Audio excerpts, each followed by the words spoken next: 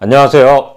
오늘과 다음 주는 중국 바이오주 얘기를 좀 해볼까 합니다. 첫 영상, 이 영상을 찍는 시점은 3월 18일입니다. 종목이나 최근 이슈들이 많아서 두 번에 나누게 됐고요. 다음 방송에는 그때까지 나온 소식들까지 업데이트를 하도록 하겠습니다. 사실 바이오주를 준비한 건 2월 말이었습니다. 작년 11월 말에 바이오주에 대해서 다룬 적이 있었고요. 이제 3개월이 지났으니 점검할 때가 됐다 싶었습니다. 그런데 그동안 우크라이나 전쟁에 중국 내 코로나19 확산에 미국 증시에서 중국 주식 상장 폐지 이슈까지 다시 터지면서 주가가 너무 널뛰기를 해서 이런 사태들이 조금 진정된 후에 다루는 게 맞겠다고 생각을 했습니다.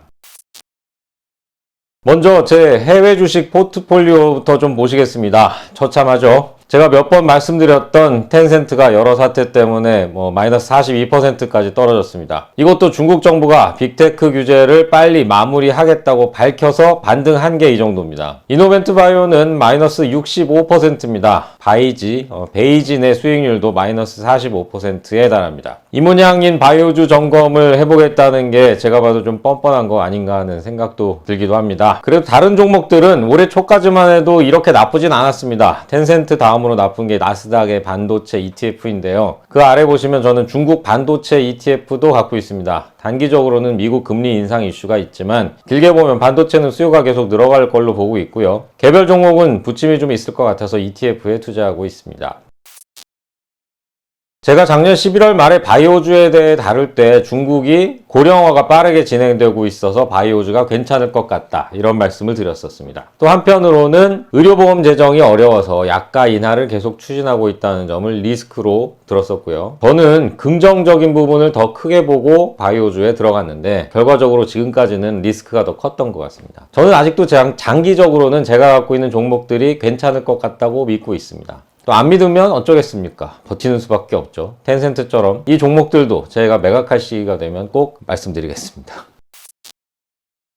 중국 경제에 관심이 있으신 분들은 시진핑 국가주석의 공동부유라는 경제 아젠다를 다들 들어보셨을 겁니다. 같이 잘 살자 이런 거죠. 공동부유가 대체 무엇인가? 여기서도 여러 의견이 있는데요. 이건 나중에 좀 더 시간을 내서 말씀드리도록 하겠습니다. 어쨌든 중국이 다 같이 잘 사는 사회를 만들기 위해서 넘어야 할 산이 3개 있다고 합니다. 교육비, 주거비, 그리고 의료비입니다. 중국은 사회주의 국가죠. 기본적인 의료 서비스는 국가가 제공한다는 원칙을 갖고 있습니다. 한국의 건강보험에 해당하는 공공의료보험 가입률은 95%에 달합니다. 하지만 들여다보면 문제가 아주 많이 쌓여 있습니다. 의료보험이나 국민연금 재정을 각 지방정부가 책임지는 구조라서 베이징이나 상하이같이 잘 사는 지방과 서부의 낙후된 지방에서 보험으로 커버하는 의료 서비스 차이가 큽니다. 그리고 기본 의료는 제공한다고 하는데 암이나 당뇨 같은 중병은 자기 부담금 비율이 너무 높아서 가게에 큰 부담을 주기도 합니다. 미국처럼 의료보험이 엉망이라는 나라도 의료 서비스를 받았을 때 보험으로 커버가 안 돼서 자기 돈을 내는 자기 부담금 비율이 10%를 조금 넘는데 중국은 이 비율이 35%에 달합니다. 그런데 중국 경제 발전 속도는 계속 느려지고 있죠. 앞서 베이징 나우에서도 몇 번 말씀드렸지만 부동산 시장이 죽으면서 지방정부 재정은 더 어려워지고 있습니다. 국민 의료비 부담을 낮추려면 약값이라도 때려잡아야 하는 겁니다.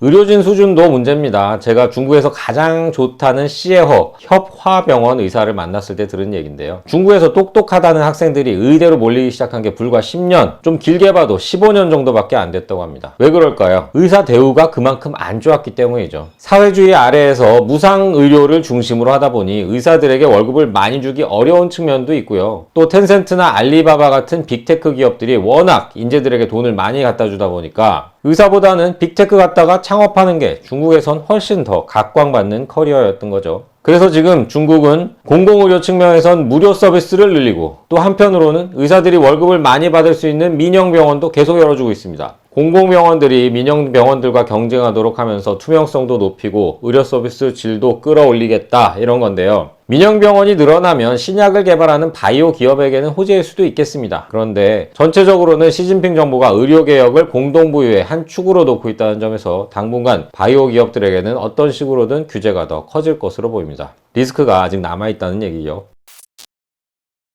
중국 상장사들은 매년 초에 작년 실적 가이던스를 내놓습니다. 실제 실적은 3월 중순부터 내놓고요. 지난 2월까지 240여 개 제약바이오 기업들이 실적 예고를 했는데 그 중에 4분의 1인 60개사가 작년에 손실을 봤다고 보고했습니다. 정부의 약가 인하 정책이 상당한 영향을 주고 있다고 봐야겠고요. 그리고 그 중에 손실 규모가 가장 큰 기업이 제가 작년 11월에 베이징 나우에서 소개도 했었고 제가 투자해서 45% 손실을 보고 있는 바이지 선저우입니다. 바이지는 미국 이름은 베이진이고요. 나스닥, 홍콩 거래소, 상하이 거래소 이렇게 세 곳에 3중으로 상장해 있는 특이한 종목입니다. 가장 마지막인 상하이 거래소에는 작년 12월에 상장했고요. 작년 상반기에는 상하이 상장이 구체화되면서 상승세를 탔습니다. 작년 9월에 나스닥에서 역대 최고인 400달러까지 갔다가 지금은 200달러 선이 깨졌습니다. 주가 그래프를 보시면 지난 3월 11일 기점으로 급락했다가 조금 반등한 게 보이실 겁니다. 바이오 기업이기는 한데 엉뚱하게 미국에 상장한 중국 기업의 상장 폐지 리스크를 대표하는 종목이 되면서 주가가 급락했습니다.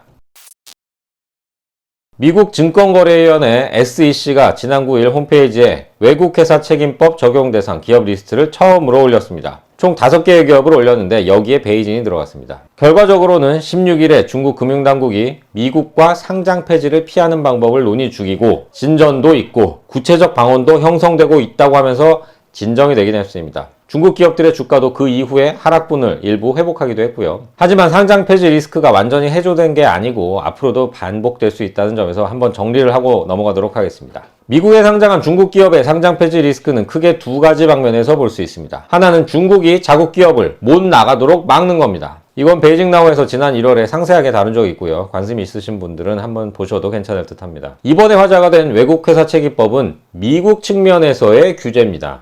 일단 배경은 좀 긴데요. 미국의 샤베인-옥슬리법에서 시작합니다. 사상 최대 회계부정이라는 앨런 사태 이후에 미국은 상장사들에게 외부 회계법인에게서 받은 감사자료를 상장기업 회계감독위원회 PCAOB에서 다시 검증하도록 하고 있습니다. 반면 중국은 자국 기업들에게 정부의 승인 없이는 회계를 포함한 모든 정보를 제공할 수 없도록 하고 있습니다. 미국의 규정과 정면으로 충돌하죠. 막후에 누가 어떤 로비를 했는지는 모르겠습니다만 미국과 중국은 2013년에 회계 협정을 맺었습니다. 이 협정에 따라서 중국 기업들은 미국의 PCAOB가 아니라 중국의 증권감독관리위원회 검증만 받으면 되는 예외를 인정받았습니다. 2014년 알리바바 상장도 그래서 급물살을 탔고요.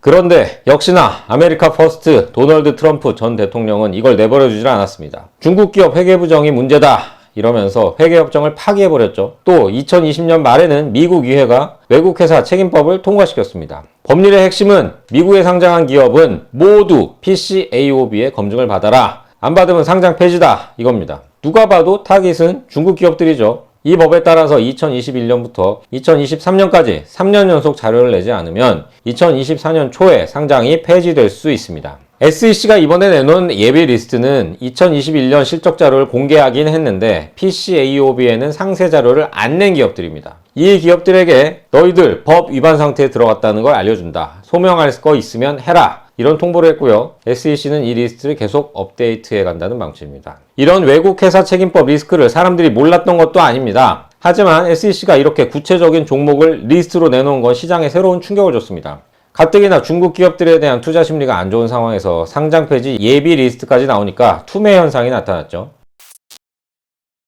결국 중국이 시장 달래기에 나섰습니다. 중국 행정부인 국무원의 금융안전발전위원회가 있습니다. 위원장이 류허 부총리인데 시진핑 주석의 경제 책사라고 불리는 사람입니다. 류 부총리가 올해까지라는 얘기도 있긴 하지만 그건 뭐 아직 모르는 일이고요. 어쨌든 금환이는 자본시장 특별회의를 열고 회의 결과를 서둘러서 공표했습니다. 위원회는 미국 상장 주식들에 대해서 현재 미중 양국 규제기관이 원활하게 소통하면서 진전을 보이고 있으며 구체적 협력 방안을 형성하는 데 주력하고 있다고 밝혔습니다. 시장에선 미중 당국이 홍콩 회계법인 같은 제3자를 통한 간접 검증 방안을 논의하고 있다는 설이 나오고 있습니다. 금환이는 또 빅테크 기업들에 대한 규제도 조속히 마무리하겠다는 방침을 내놨습니다. 안정적이고 예상 가능한 규제를 통해서 빅테크들의 개선 작업을 빠른 시일 내에 완료하고 국제 경쟁력을 높이겠다고 했습니다. 알리바바 같은 종목은 미국 상장 폐지 리스크에 빅테크 규제 리스크까지 겹쳐 있었는데 금환이가 이렇게 발표해주면서 주가가 상당히 뛰었습니다.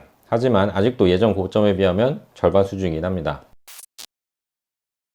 바이오주를 다시 보자면 이번에 SEC가 내놓은 리스트에 종목이 5개 들어가 있었는데 하나는 중국에서 KFC 같은 프랜차이즈를 운영하는 얌차이나입니다. 또 다른 하나는 반도체 정비업체 ACM 리서치고요. 나머지 3개가 바이오입니다. 이건 중국 바이오 기업들이 아직 본토 증시에 상장할 상황이 아니어서 미국이나 홍콩 증시를 선택한 경우가 워낙 많기 때문으로 보입니다. 일단 본토 증시는 적자 기업이 상장이 굉장히 어렵습니다. 규정상으로는 가능한데 당국이 실제로 허가를 잘 안 내주죠. 또 중국 바이오 기업 창업자들 중에서 실제 바이오테크 백그라운드를 갖고 있는 사람들은 대부분 미국에서 공부한 사람들입니다. 아무래도 미국 증시를 선호하게 되겠죠. 하지만 그 반작용으로 상장 폐지 후보에 바이오주들이 앞으로도 더 많이 등장할 것으로 보입니다. 이 부분은 앞으로도 참고하시면 좋을 듯 합니다. 오늘은 중국 바이오주 점검 첫 번째 시간으로 의료비 절감 리스크와 미국 상장 폐지 이슈를 살펴봤습니다. 다음 주에는 개별 종목 얘기를 좀 더 하도록 하겠습니다. 시청해주신 여러분 고맙습니다.